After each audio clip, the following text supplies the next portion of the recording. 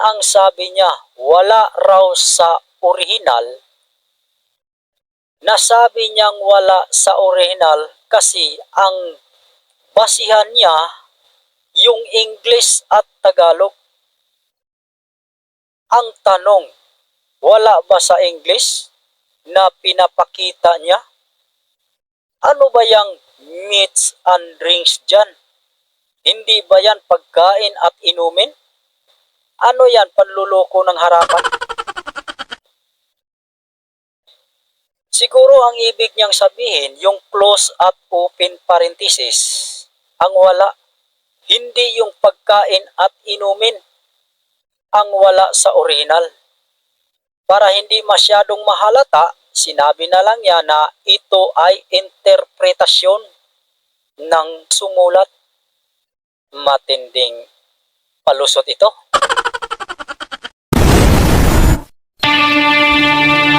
Find the truth.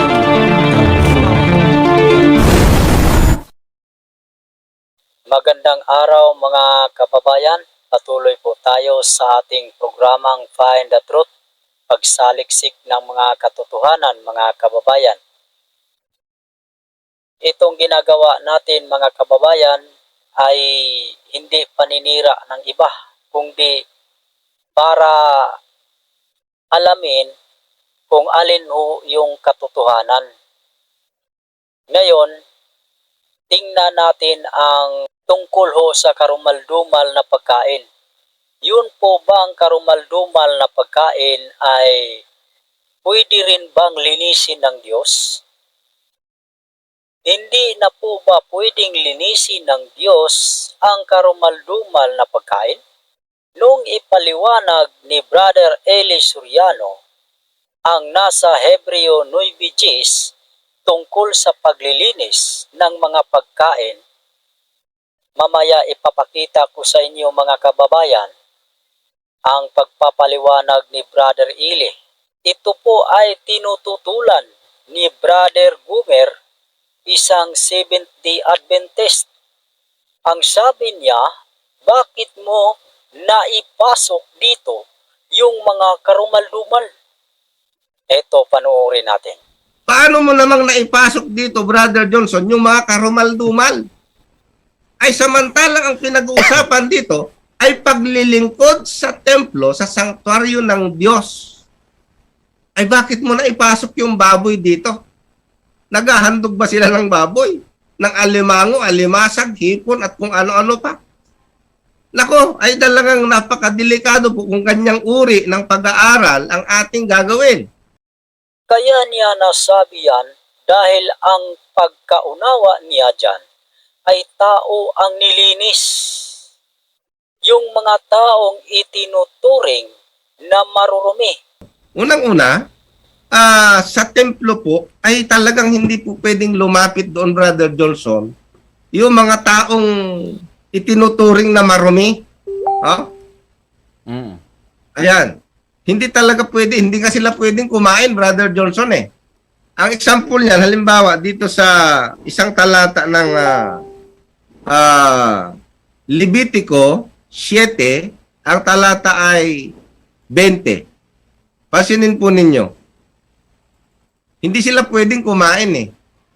Sabi niya, ngunit ang taong kumain ng laman, ng haing, mga handog, tungkol sa kapayapaan na ukol sa Panginoon, nataglay niya ang kanyang karumihan, ay ihihiwalay ang taong yaon sa kanyang bayan.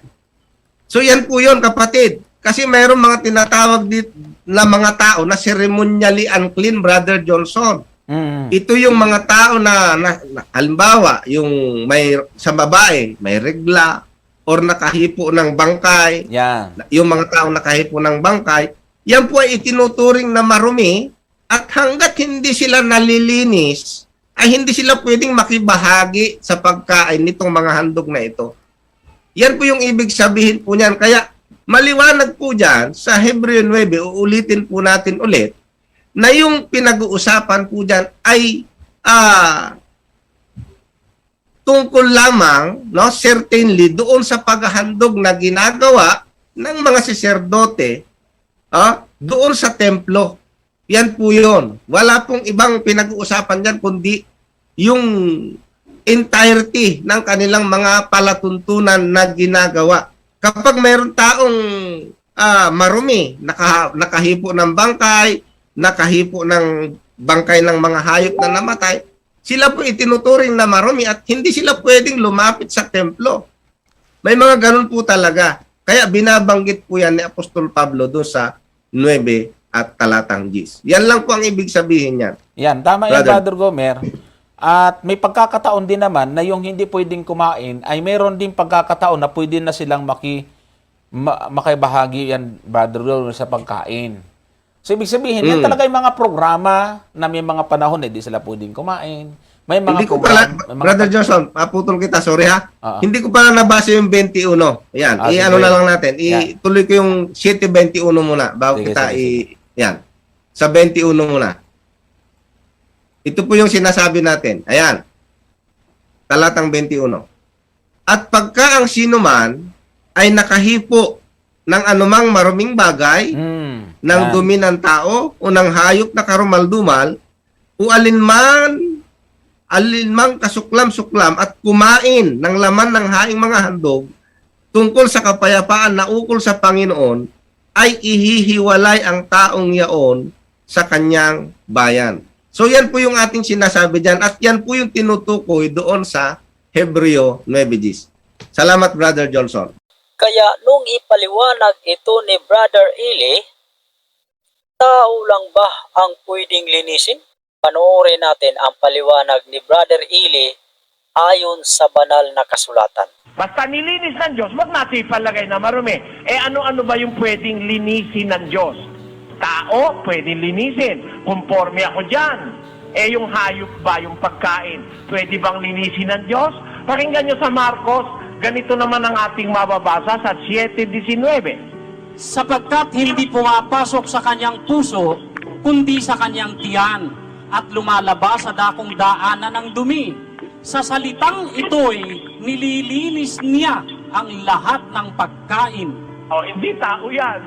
Hindi tao yan dahil pumapasok sa bibig at pumupunta sa tiyan at inilalabas sa dakong daanan ng dumi. Ang Kristo po may sabi niyan Sabi ni San Marcos, sa salitang ito'y nililinis niya ang lahat ng pagkain. Kaya pwede rin pong linisin ng Diyos ang pagkain. Ang katunayan, sinang-ayunan niya ni San Pablo sa unang Timoteo 4:4. Pakinggan niyo ang nakasulat. Sapagkat ang bawat nilalang ng Diyos ay mabuti at walang anumang nararapat na itakwil kung tinatanggap na may pagpapasalamat. Bakit? Sapagkat pinakababanal sa pamamagitan ng salita ng Diyos at ng pananalangin. Kung ipaaalaala mo sa mga kapatid ang mga bagay na ito, ikaw ay magiging isang mabuting ministro ni Kristo Jesus. Ayon, ang mabuting ministro ni Kristo, pinaaalala sa kapatid sa iglesia na ang lahat ng nilalang ng Diyos ay mabuti. Walang anumang nararapat na itakwil kung tinatanggap na may pagpapasalamat sapagkat nililinis ng pamamagitan ng salita ng Diyos at ng pananalangin. Kaya po ang Kristiyano, bago kumain, nananalangin. Kahit ang kinain mo, igat. Kahit ang kinain mo, Brad Roland, warm burger, basta't nanalangin ka, nililinis ng Diyos yun. Yun ang sabi. Kaya kapatid, huwag kang magpaligaw na ang kahulugan ni ka dyan, ang nilinis tao. Hindi totoo yun. Kay tao, kay hayop, kahit sino pa, pag nilinis ng Diyos, huwag nating ipalagay na marumi. Yung baboy, nung una'y kinikilalang marumi, pagdating ni Kristo, hindi naman pumapasok yun sa puso, kundi sa bibig, pumutuloy sa tiyan, lumalabas sa daanan ng dumi. Sa salitang ito, nililinis niya ang lahat ng pagkain. Kaya ngayon, kapatid, kahit baboy, pwedeng kainin. Nilinis na ng Diyos yan sa panahon ng bagong tipan. Kasi yung panahon ng lumang tipan, mga batas-batas doon, yan, pansamantala lang yung mga batas na yan, Brad Mel. Basahin natin ang Hebreo 9:10. Palibhasa'y palatuntunan lamang na ukol sa laman na iniatang hanggang sa panahon ng pagbabago, gaya ng mga pagkain at mga inumin at sari-saring paglilinis. Yan, yung palatuntunan sa Israel, bawal ang baboy, bawal ang walang kaliskes, bawal ang ganire, bawal ang ganon. Mga palatuntunan lamang na ukol sa laman na iniatang hanggang sa panahon ng pagbabago. Gaya ng mga pagkain, mga inumin at sari-saring paglilinis. So, yung mga bawal-bawal sa Israel, pagdating sa panganahong Kristiyano, sabi ni San Pablo, walang nararapat itakwil. Bawat nilalang ng Diyos. Ang baboy, Diyos din naman ang lumalang dun eh. Basta't ikaw ba'y nagpa-practice ng moderation eh. Masama siguro, kumain ng baboy, ay pag araw-araw baboy ang kinakain mo. Kahit nga baka, pag araw-araw baka kinakain mo, makukolesterol ka rin eh. Ganun lang yung kailangan may moderation. Unti-unti, di naman masama eh. Sa panahon ng bagong tipan, ang sabi ng Biblia, bawat nilalang ng Diyos ay mabuti. Walang anumang nararapat na itakwil. Yan po ang sinasabi ng kasulatan, kapatid. Diyan lang muna tayo. Saka na lang natin itutuloy. Kung napapansin ninyo ang kanyang binasa, hindi lang pala tao ang pwedeng linisin ng Diyos. Pwede ring linisin ang karumal-dumal na pagkain. Bakit? Kasi sabi diyan sa kanyang binasa, sa salitang ito'y nililinis niya ang lahat. Sabi diyan ang lahat ng pagkain. Ang tanong, kasama po ba ang karumal-dumal? Kasama. Kasi lahat eh. Kaya ang sabi ni San Pablo pagdating sa unang Timoteo 4:4, ang bawat dinalang ng Diyos ay mabuti at walang anumang nararapat na itakwil. Bawat ninalang. Tanong, yun bang baboy, hipon, alimango, alimasag ay nilalang ba yan ng Diyos? Nilalang ng Diyos yan.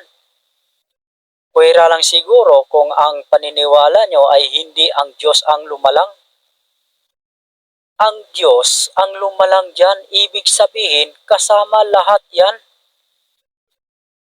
Ngayon, pagdating sa Hebreo 9:10, rollback nga natin sandali. Kasi yung panahon ng lumang tipan, mga batas-batas doon, yan, pansamantala lang yung mga batas na yan, Brad Mel. Basahin natin ang Hebreo 9:10. Palibhasa'y palatuntunan lamang na ukol sa laman na iniatang hanggang sa panahon ng pagbabago, gaya ng mga pagkain at mga inumin at sari-saring paglilinis. Yan. Ito, tinutulan din ito ni Brother Johnson Amican. Sabi niya, pagka raw naka-close at open parenthesis, ay wala raw sa original. Panoorin natin ang kanyang sinabi. Pagka kayo po ay nagbabasa ng talata, ng Biblia, ay tingnan po ninyo yung talata at pansinin po ninyo yung Hebreo 10, 9 talatang 10. At sabi po dyan, palibhasa'y palatuntunan lamang na ukol sa laman na iniatang hanggang sa panahon ng pagbabago. Ang karugtong niyan ay close and open parenthesis na nakasulat ay gaya ng pagkain at mga inumin at sari-saring paglilinis. Mga kapatid at mga taga-subaybay, sa mga may hawak po, halimbawa actual mismo na Bible, yung inyo pong hawak, katulad po nitong Tagalog, at pipansin po ninyo dyan, ang nakasulat ho, kahit mismo dito, ay naka-close and open parenthesis po yan. Pagka ganyan ho, ang ibig sabihin ay wala yan sa original. Wala sa original, yung salitang gaya ng pagkain at mga inumin at sari-saring paglilinis. Kasi, kung inyo napansin, doon dinala ni Brad Eli ang mga nanonood doon sa naka-close and open parenthesis, which is, wala ho sa original. Ibig sabihin, yung kanyang pagtagpi doon sa pinuntahan niyang talata ay illegal connection. Bawal pong i-connect yon kasi ang kanyang pinagbasihan ay yung salitang wala sa original. Pansinin po ninyo, ito ho, English at Tagalog. Pansinin ninyo yan. Palibhasa ay palatuntunan lamang na ukol sa laman na iniatang hanggang sa panahon ng pagbabago. Oh. So, nakasadulat naman dito, which stood only in meats and drink and divers, washing and carnal ordinances imposed on them until the time of Reformation. So, yung pong tinatawag na gaya ng pagkain at mga inumin at sari-saring paglilinis ay makikita ho natin dito na interpretation na po ito ng sumulat. Yan ang sabi niya, wala raw sa orihinal. Nasabi niyang wala sa orihinal kasi ang basihan niya yung English at Tagalog. Ang tanong, wala ba sa English na pinapakita niya? Ano ba yung meats and drinks dyan? Hindi ba yan pagkain at inumin? Ano yan, panluloko ng harapan? Siguro ang ibig niyang sabihin, yung close at open parenthesis, ang wala, hindi yung pagkain at inumin, ang wala sa original. Para hindi masyadong mahalata, sinabi na lang niya na ito ay interpretasyon ng sumulat. Matinding palusot ito. Ngayon, balikan natin ang paliwanag ni Brother Eli Soriano at itutuloy natin. Basta nilinis ng Diyos, wag natin ipalagay na marumi.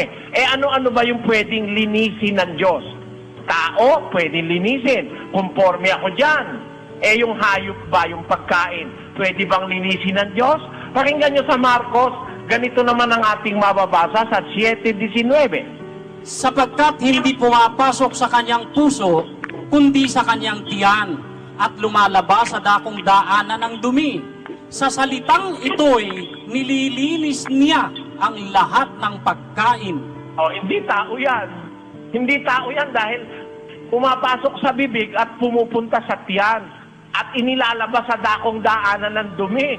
Ang Kristo po may sabi niyan Sabi ni San Marcos, sa salitang ito'y nililinis niya ang lahat ng pagkain. Kaya pwede rin pong linisin ng Diyos ang pagkain.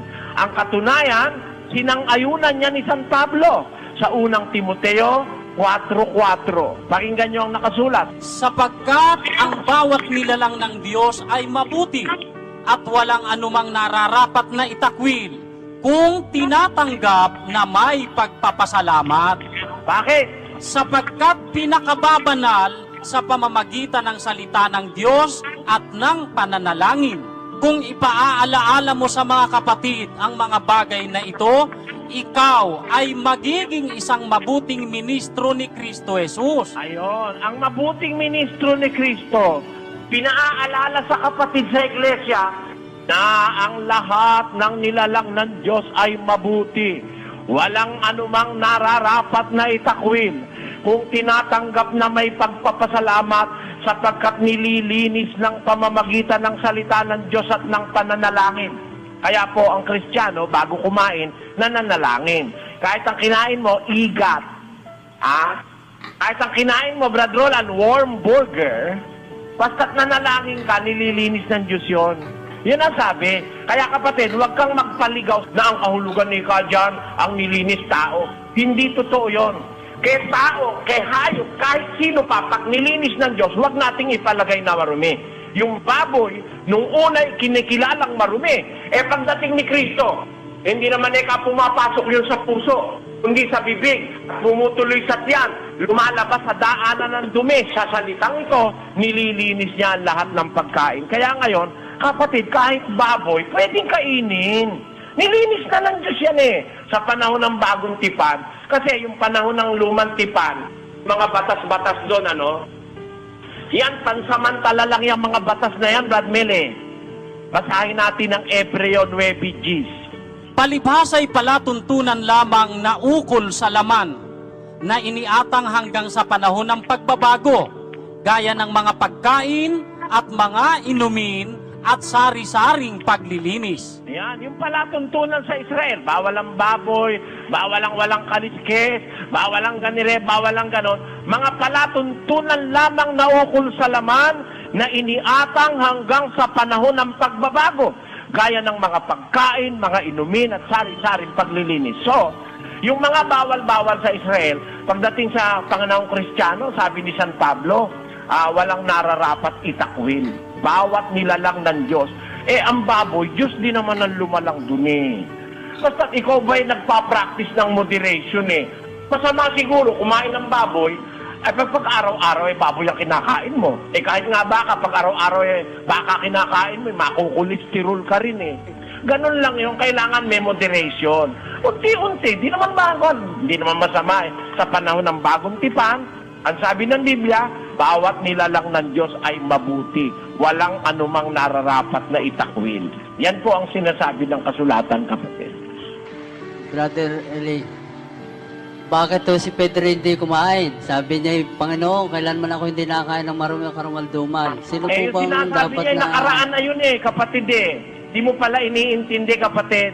Yung sinabi niya, kailan may hindi ako kumain ng anumang bagay na marumi at karumalduman. O edi talagang pagkain ang pinag-uusapan. Nung nakaraan di siya kumakain kasi nasa relihiyon siya ng Judaismo. Bawal talaga sa kanila kumain ng mga baboy, mga palaka, etc. etc. Kaya kahit kailan, Panginoon, hindi ako kumain ng marumi at karumalduman. Pero nung ipakita sa kanya yung kumot, sinabi ng Diyos, kumain ka, Pedro, magpatay ka, kumain ka. Ang inilinis ng Diyos, huwag mong ipalagay na marumi. O masasabi niyo pa ba ngayong hindi siya kumain? Nung sabihin niya yan, hindi pa siya pinapakain eh. Pero nung sabihin ng Diyos, kumain ka. Ang tanong ko sa inyo, kumain ba si Pedro dun sa pinuntahan niyang bahay ng hintil? Sasabihin niyo, hindi kumain. Kumain siya. May babasahin akong talata, kumain siya. O, hindi naman sinabing hindi siya kakain eh. Kapatid, wag ka nang wag mo nang ipilit yang bawal ang baboy. Sinabi na nga ng Biblia, ilinis niya lahat ng pagkain dahil hindi naman sa puso pumupunta, sa tiyan. Hindi lalabas sa daanan ng dumi. Tao raw yan. Tao? Kung talagang tao yan, ba't sinabi nung tinig? Pag tindig ka, Pedro, kung magpatay ka, kainin mo. Bakit may pinatay ba si Pedro kahit isa rin sa mga tao sa tabi niya ron? Lagay mo nga uli sa screen yun, kapatid namin. At dumating sa kanya ang isang tinig, magtindig ka, Pedro, magpatay ka at kumain. O ano kahulugan ng magpatay? Papatayin niya ba yung mga tao ron? Tapos kakainin? Alam mo, tinutukoy dyan, yung kakainin talagang inihahanda para sa kanya. Samantalang naghahanda, nawalan siya ng ulirat. At dahil dun sa pangyayaring yon, naalaman ni Pedro, natalastas niya, tinatanggap na ng Diyos ang mga hintil na dating tinatanggap na marumi. At kung yung mga hintil ay tinatanggap na ng Diyos, nilinis na ng Diyos, pati yung kinakain nila, nilinis din ng Diyos. Yan ang dapat maintindihan dyan. Yan ang dapat nating maintindihan. Kung tinanggap na ng Diyos ang mga taong dati ay marurumi, pati yung kinakain nila, nilinis din ng Diyos. Diyan na lang po muna tayo magtatapos at sa susunod ay aabangan nyo dahil itutuloy natin ito. Sa ngayon ay maintindihan natin na pati yung karumal-dumal na pagkain ay pwede ring linisin ng Diyos. Kung tinatanggap ninyo na may pagpapasalamat at pananalangin. Hanggang dito na lang po muna tayo. To God be the glory.